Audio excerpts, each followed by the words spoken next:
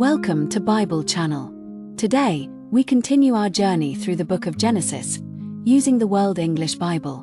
May this reading bring you encouragement, insight, and peace as God's story unfolds. Genesis chapter 11. The whole earth was of one language and of one speech. As they traveled east, they found a plain in the land of Shinar, and they lived there. They said to one another, "Come, let's make bricks and burn them thoroughly." They had brick for stone, and they used tar for mortar. They said, "Come, let's build ourselves a city and a tower, whose top reaches to the sky, and let's make a name for ourselves, lest we be scattered abroad on the surface of the whole earth." The Lord came down to see the city and the tower, which the children of men built. The Lord said, "Behold, they are one people, and they all have one language, and this is what they begin to do. Now nothing will be withheld from them which they intend to do. Come, let's go down, and there confuse their language, that they may not understand one another's speech." So the Lord scattered them abroad from there on the surface of all the earth. They stopped building the city. Therefore its name was called Babel, because there the Lord confused the language of all the earth. From there, the Lord scattered them abroad on the surface of all the earth. This is the history of the generations of Shem. Shem was 100 years old when he became the father of Arpachshad, 2 years after the flood. Shem lived 500 years after he became the father of Arpachshad, and became the father of more sons and daughters.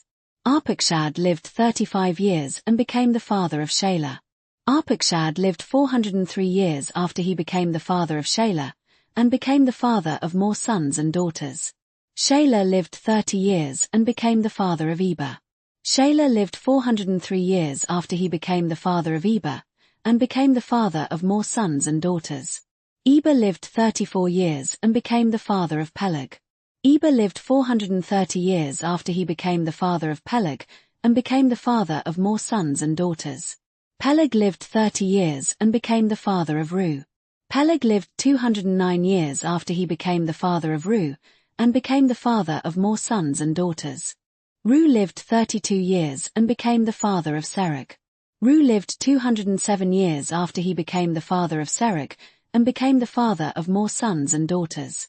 Serug lived 30 years and became the father of Naah. Serug lived 200 years after he became the father of Naah, and became the father of more sons and daughters. Naah lived 29 years and became the father of Terah.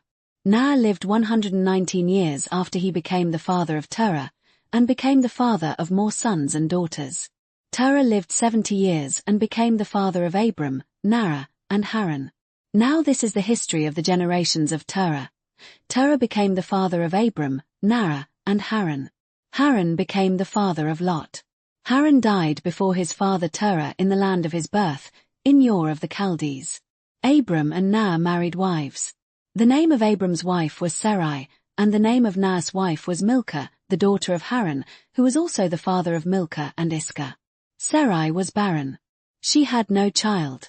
Terah took Abram his son, Lot the son of Haran, his son's son, and Sarai his daughter-in-law, his son Abram's wife.